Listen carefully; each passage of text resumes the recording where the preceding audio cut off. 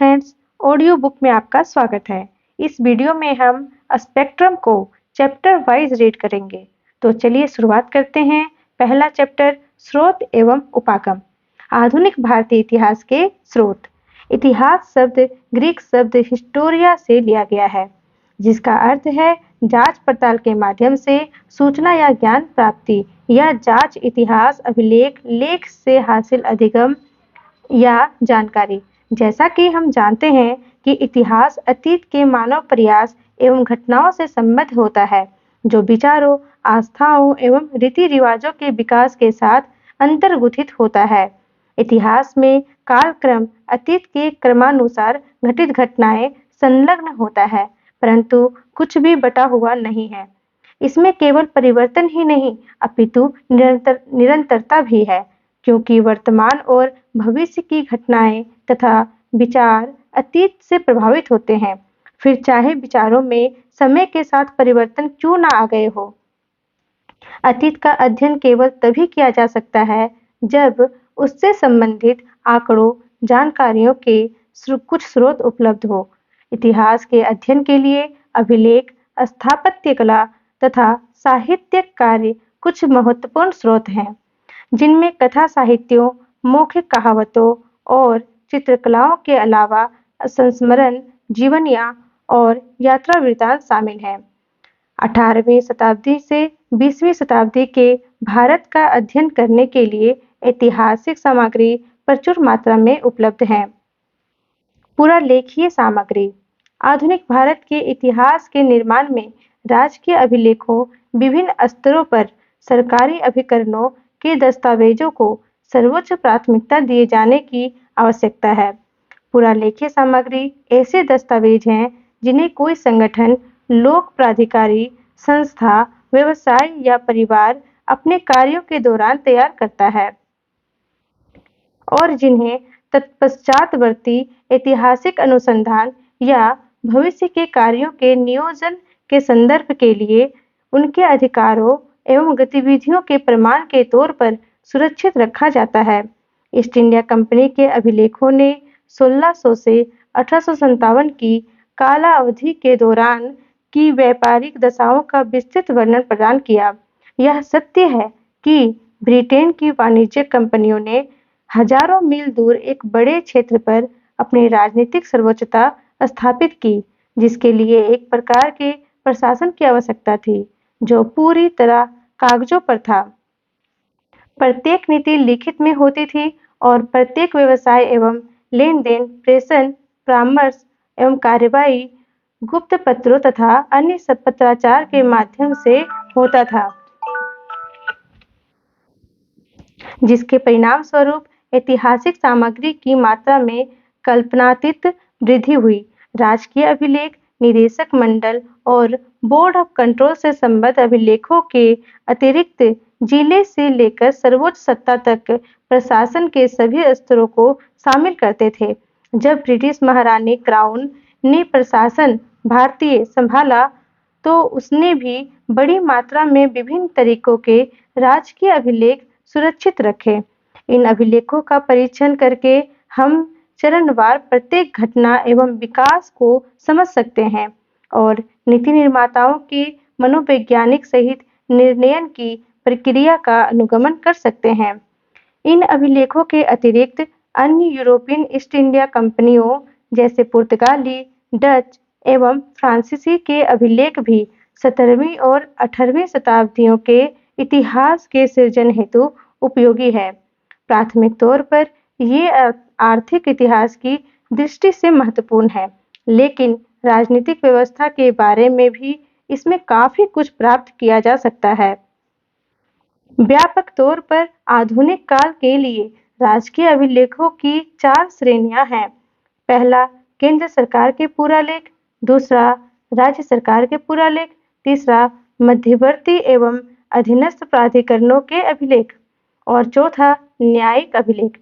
इनके अतिरिक्त विदेशों में भी निजी अभिलेख एवं अभिलेखीय स्रोत उपलब्ध हैं। ब्रिटिश काल के कुछ प्रकाशित अभिलेख भी हैं, जो आधुनिक भारतीय इतिहास के विद्यार्थियों के लिए मूल्यवान सूचना प्रदान करते हैं। केंद्र सरकार के पुरालेख। नई दिल्ली स्थित राष्ट्रीय अभिलेखागार में भारत सरकार के अधिकतर पुरालेखों को सहेज कर रखा गया है। यह संग्रह 18वीं शताब्दी के मध्य से वर्तमान समय तक के आधुनिक भारत के सृजन हेतु अभिलेखों की अटूट श्रृंखला प्रदान करता है।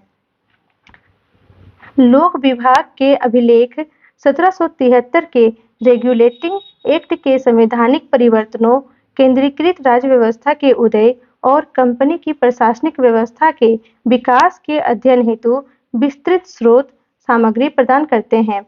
इसके अतिरिक्त 1857 के पश्चात के प्रशासनिक एवं संवैधानिक विकास जैसे लोक सेवाओं का गठन, स्थानीय स्वशासन का प्रारंभ, भारतीयकरण की समस्या और प्रांतों का प्रादेशिक पुनर्गठन इत्यादि बेशकीमती सामग्री भी इस श्रृंखला में पाई जाती है। 1767 में बंगाल के प्रथम सर्वेयर जनरल के रूप में जेम्स रेनल की नियुक्ति के साथ भारत के अनजान क्षेत्रों एवं इसके सीमा क्षेत्रों का वैज्ञानिक रूप से मानचित्रण शुरू हुआ।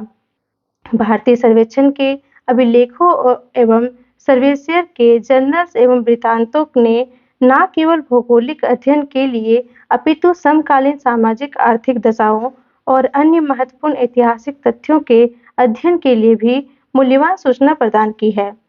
लोक, न्यायिक एवं विधायी विभागों के कार्यवाहियों ने औपनिवेशिक सरकार की सामाजिक एवं धार्मिक नीतियों के अध्ययन हेतु पर्याप्त प्रमाण प्रदान किए हैं।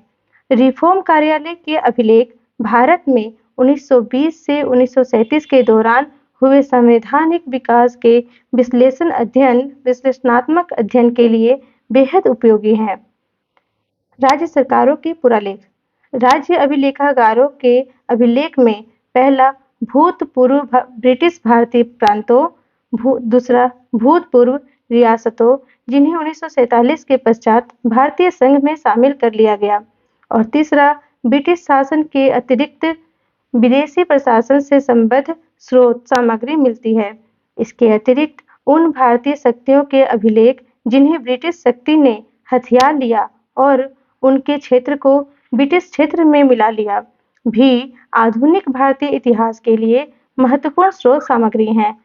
पुणे के अभिलेख कार्यालय में पेशवा दफ्तर नामक एक अन्य ब्रिटिश पूर्व महत्वपूर्ण पुरालेख है।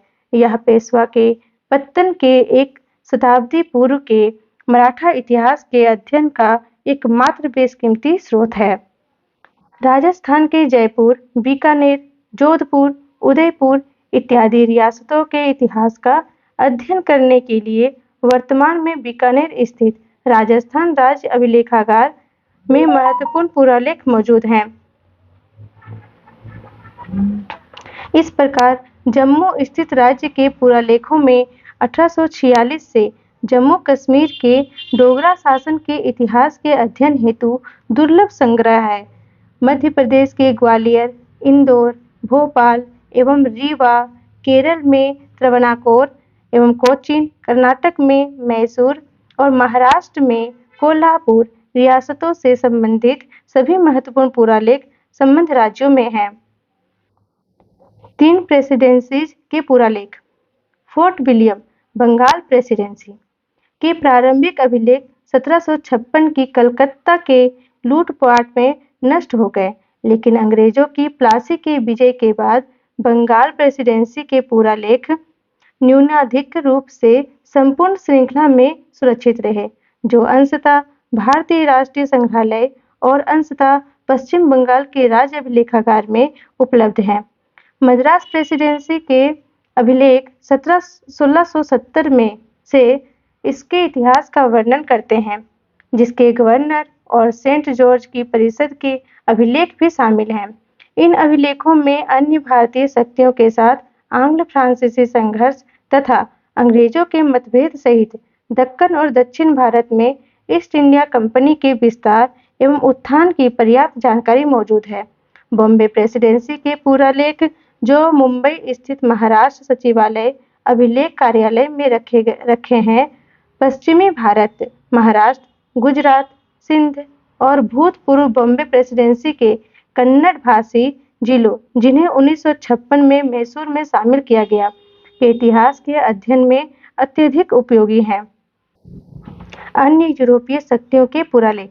गोवा में संरक्षित पुर्तगालियों से संबद्ध पुरालेख मुख्यतः 1700 से 1900 की कालावधि से संबंधित भारत में पुर्तगालियों के आधिपत्य के इतिहास के लिए मूल्यवान है। भारत, गोवा में लिस्बन से भेजे गए आदेश एवं पत्र तथा भारत से पुर्तगाल को भेजे गए जवाब एवं पत्र पुर्तगाली अभिलेखों की बेहद महत्वपूर्ण ऐतिहासिक सामग्री है। कोचीन और मालाबार के डच रिकॉर्ड मद्रास अभिलेख कार्यालय में हैं और चिंसुरा संबंधी रिकॉर्ड्स पश्चिम बंगाल के राज्य अभिलेखागार में हैं। फ्रांसीसी अधिकारी अपने क्षेत्रों एवं बस्तियों को समाप्त करने से पूर्व चंद्रनगर और पांडिचेरी, वर्तमान में पुदुचेरी के अपने फ्रांसीसी अभिलेखों को पेरिस ले गए।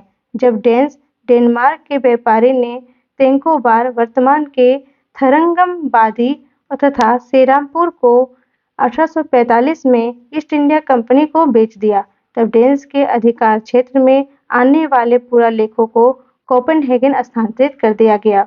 बचे हुए दानिश अभिलेखों, विशेष रूप से त्रंकोंबर 1777 से 1845 से संबंध को अभी मद्रास अभिलेख कार्यालय में रखा गया है। न्यायिक अभिलेख। न्यायिक अभिलेख भारत में न्यायिक प्रशासन के विकास के प्राथमिक प्रमाण प्रदान करते हैं। ये विभिन्न वर्गों के लोगों के सामाजिक आर्थिक दशा संबंधी महत्वपूर्ण जानकारी प्रदान करते हैं। फोर्ट सेंट जॉर्ज में मेयर के कोर्ट के पुरालेख 1689 के प्रारंभ में सबसे पहले उपलब्ध न्यायिक पुरालेख हैं। अब ये मद्रास अभिलेख कार्यालय में हैं। फोर्ट विलियम में मेयर कोर्ट के प्लासी पूर्व 1757 के अभिलेख नष्ट हो गए प्रतीत होते हैं, लेकिन 1753 से 1773 के वर्षों के अभिलेख सहित 1774 से 1861 के वर्षों के बंगाल के सुप्रीम कोर्ट के अभिलेख कलकत्ता उच्च न्यायालय के अभिलेख कक्ष में रखे गए हैं। इस प्रकार 1728 में बॉम्बे में स्थापित मेयर कोर्ट के अभिलेख महाराष्ट्र सेक्रेटेरिएट रिकॉर्ड ऑफिस के में उपलब्ध हैं, जहां पर बॉम्बे अभिलेख न्यायालय एवं सुप्रीम कोर्ट के अभिलेख भी रखे गए हैं। ऐतिहासिक अनुसंधान के दृष्टिगत 3 प्रेसिडेंसीज के सदर कोर्ट, सदर दीवानी और फौजदारी अदालतों के न्यायिक अभिलेख बेहद उपयोगी हैं।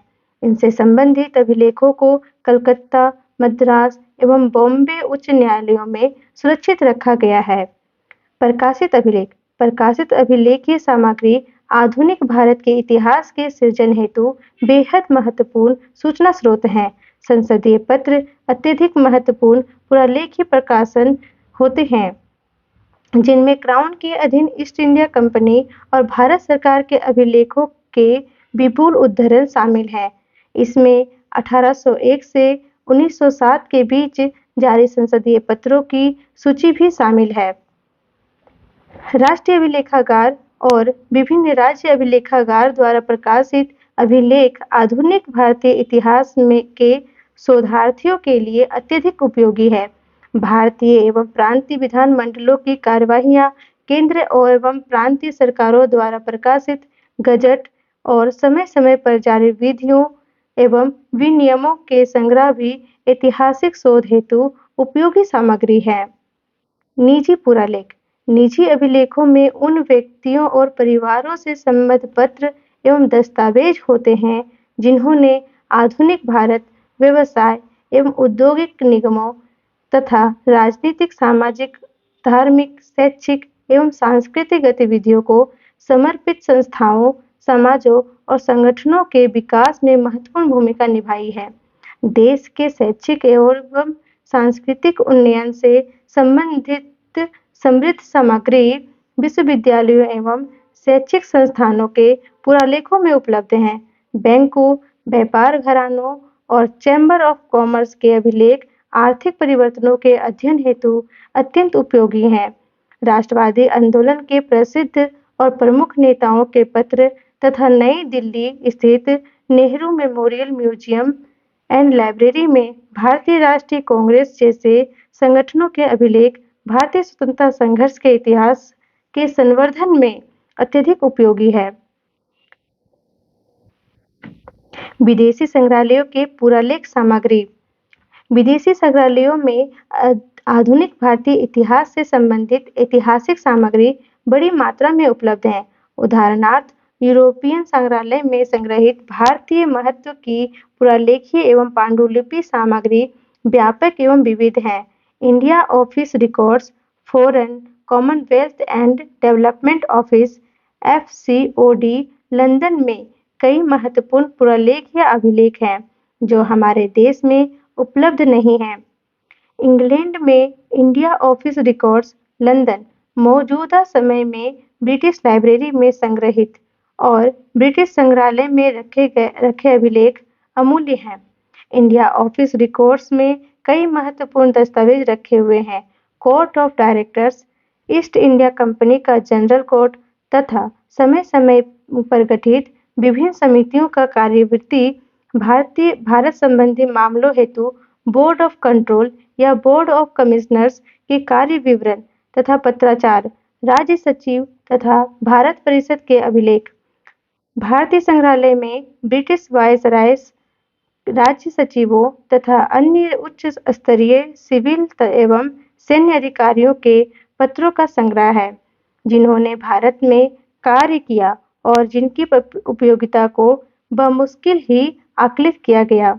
Church missionary society of London जैसी मिशनरी सोसाइटी के पुरालेख विशेष महत्व के हैं, जो स्वतंत्रता पूर्व भारत के शैक्षिक एवं सामाजिक विकास के बारे में एक अंतर्दृष्टि प्रदान करते हैं। भारत में फ्रांसीसियों के इतिहास के अध्ययन के लिए आर्काइव्स नेशनल, पेरिस और French ministry of foreign affairs, colonies and war के पुरालेख अत्यंत महत्वपूर्ण और उपयोगी स्रोत हैं। हेग के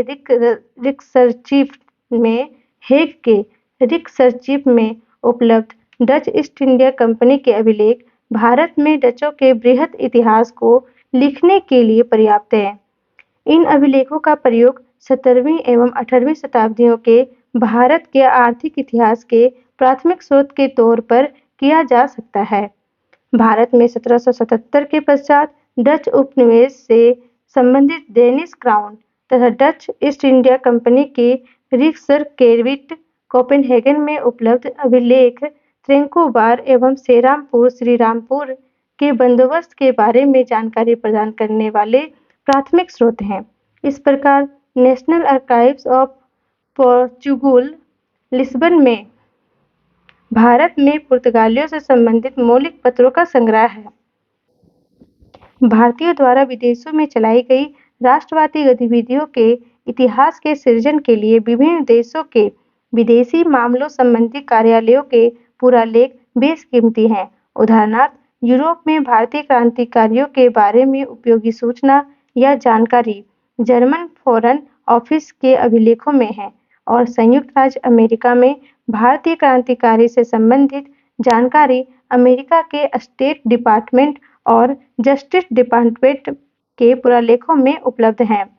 हालांकि आधुनिक भारतीय इतिहास के 1947 से पूर्व के बेहद महत्वपूर्ण और समृद्ध पुरालेखीय स्रोत अब पाकिस्तान में अवस्थित हैं।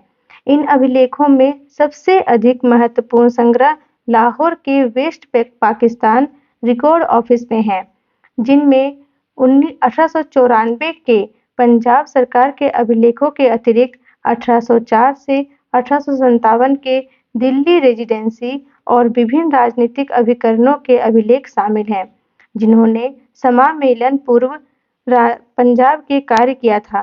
पेशावर स्थित अभिलेख कार्यालय में 1849 से 1900 के बीच पेशावर के कमिश्नर के अभिलेख और 1901 से उत्तर पश्चिम सीमा के प्रांतों के अभिलेख उपलब्ध हैं। ये अभिलेख भारतीय उपमहाद्वीप के प्रादेशिक इतिहास के अध्ययन के लिए मूल्यवान हैं और भारत के अफगानिस्तान, ईरान तथा सीमावर्ती क्षेत्रों की जनजातियों के साथ संबंधों के बारे में भी उपयोगी सूचना प्रदान करते हैं। जीवनी साहित्य संस्मरण और यात्रा वृत्तांत। जीवनी साहित्य संस्मरण या यात्रा वृत्तांत जैसे समकालीन या अर्ध समकालीन दस्तावेज एवं प्रमाण भी उपलब्ध हैं, जो हमें 18वीं और 19वीं शताब्दियों के भारत के इतिहास की उपयोगी झलक प्रदान करते हैं। कई यात्रियों, व्यापारियों, धर्म प्रचारकों, मिशनरी एवं लोक सेवकों, सिविल सर्वेंट जो इन शताब्दियों के दौरान भारत आए, ने देश के विभिन्न हिस्सों के अपने अनुभव और प्रभावों को लेखबद्ध किया। इन वृत्तांतों ने आधुनिक भारतीय इतिहास के अध्ययन हेतु बेहद उपयोगी स्रोत का कार्य किया है। इन लेखकों के समूह में सर्वप्रथम मिशनरीज, ईसाई धर्म प्रचारक आते हैं, जिन्होंने स्थानीय निवासियों में सुसमाचार ईसाई धर्म का प्रचार करने के लिए अपने संबंध समाजों को भारत में अधिकाधिक मिशनरियों को भेजने के लिए प्रोत्साहित करने हेतु लेखन किया। कुछ सिविल सर्वेंट्स ने इस सुसमाचार के दृष्टिकोण का प्रतिनिधित्व भी किया। उदाहरणार्थ सर जॉन सॉर और चार्ल्स ग्रांट, दोनों ने बंगाल में लंबी सेवाएं प्रदान की, ने ईसाई धर्म प्रचारकों, मिशनरीज एवं उनकी गतिविधियों का पुरजोर समर्थन किया। ब्रिटिश ईस्ट इंडिया कंपनी के कुछ कर्मचारियों की यात्रा वृत्तांत भी बेहद मूल्यवान हैं। जॉर्ज फोस्टर, जिन्होंने 1783 में बंगाल, लखनऊ, श्रीनगर, नादौन, कश्मीर की यात्रा की और काबुल, कैस्पियन सागर, सेंट पीटर्सबर्ग होते हुए इंग्लैंड वापस गए, के यात्रा वृत्तांत ने उत्तर भारत की राजनीतिक दशाओं के बारे में जानकारी प्रदान की। बेंजामिन हेन के 1814 में प्रकाशित several tours through various parts of the peninsula journal ने उस समय के दौरान प्रायद्वीपीय के आर्थिक उत्पादों पर बेहतरीन जानकारी प्रदान की। 1831 में प्रकाशित जेम्स बर्न्स की भुज की चिकित्सकीय स्थलाकृति पर टिप्पणी और visit to the court of Sindh के लेखन ने कच्छ के इतिहास पर जानकारी प्रदान की। अलेक्जेंडर बर्न्स का यात्रा वृत्तांत ट्रेवल इनटू बुखारा, जो 1834 में 3 संस्करणों में प्रकाशित हुआ, भारत से काबुल की उसकी यात्रा का वर्णन है। इस यात्रा का राजनीतिक उद्देश्य यह पता लगाना था कि ईस्ट इंडिया कंपनी के लिए सिंधु क्षेत्र किस प्रकार लाभदायक रहेगा। सी.जे.सी. डेविडसन का 1843 में प्रकाशित diary of the travels and adventures in upper India भी बेहद उपयोगी कार्य है। जॉन बटलर द्वारा 1855 में लिखा गया यात्रा वृत्तांत travels and adventure in the province of Assam during a residence of 14 years Bharat की राज्य की पहाड़ी जनजातियों की प्रथाओं, आदतों और समाज का वर्णन है। W.H. स्लीमैन की journey through the kingdom of Awadh की राजनीतिक और आर्थिक दशाओं का प्रतिबिंबित करती है। अंग्रेजों के अतिरिक्त अन्य यूरोपीय देशों के यात्रियों ने भी भारत की यात्रा पर अपने रोचक वृत्तांत प्रस्तुत किए हैं। इस श्रेणी में Victor Jacquemont, Captain Leopold von Orlich, Baron Charles Hugel, John Martin Honigberger, William Moorcroft और जॉर्ज ट्रेबेक इत्यादि प्रमुख रूप से शामिल हैं। समाचार पत्र एवं पत्रिकाएं 19वीं और 20वीं शताब्दियों के समाचार पत्र और पत्रिकाओं अंग्रेजों के साथ साथ विभिन्न देशी भाषाओं में प्रकाशित ने आधुनिक भारतीय इतिहास के सृजन हेतु जानकारी के बेहद महत्वपूर्ण एवं प्रामाणिक स्रोत का निर्माण किया। कुछ समाचार पत्र 1780 के दशक से भी पूर्व प्रकाशित हुए। भारत में समाचार पत्र प्रकाशित करने का प्रथम प्रयास अंग्रेजी ईस्ट इंडिया कंपनी के असंतुष्ट कर्मचारियों द्वारा किया गया, जो निजी व्यापार में कुरीतियों को उद्घाटित करना चाहते थे। उदाहरणार्थ 1776 में विलियम बोल्स ने कोर्ट ऑफ डायरेक्टर्स द्वारा निजी व्यापार का आश्वासन देने पर कंपनी से इस्तीफा दे दिया और अपना समाचार पत्र प्रकाशित करने की इच्छा जताई। बोल्ट्स की योजना को कठोर राजकीय रुख का सामना करना पड़ा और साकार होने से पूर्व उनकी योजना का अंत हो गया। भारत में जेम्स ऑगस्टस हिकी ने 1780 में बंगाल गजट या the Original Kolkata General Adviser Adviser नामक पहला समाचार पत्र प्रकाशित किया। हिक्की द्वारा सरकारी अधिकारियों की खुलकर आलोचना के कारण 2 वर्षों के भीतर ही उनके प्रेस को बंद कर दिया गया। तत्पश्चात फ्रांसीसी ग्लेडविन द्वारा स्थापित the Calcutta Gazette 1784, William Duane एवं थॉमस जोन्स द्वारा शुरू बंगाल जर्नल 1785, गॉर्डन तथा जॉन हैग द्वारा प्रारंभ the Oriental Magazine of Calcutta या कलकत्ता अम्यूजमेंट 1785, डेनियल स्टुअर्ट एवं जोसेफ कूपर द्वारा स्थापित the Calcutta Chronicle 1786, Richard Johnson के मद्रास कुरियर 1785 और विलियम एस बर्नर द्वारा शुरू किए गए बॉम्बे हेराल्ड 1789 का 1791 में नाम बदलकर बॉम्बे गजट कर दिया गया। डब्ल्यू थेकर द्वारा प्रकाशित oriental magazine and Calcutta review 1823 जैसे कई अखबारों का प्रकाशन शुरू हो गया। प्रेस एक्ट 1835 की नरम नीति, जो 1856 तक जारी रही, ने देश में समाचार पत्रों के विकास को प्रोत्साहित किया।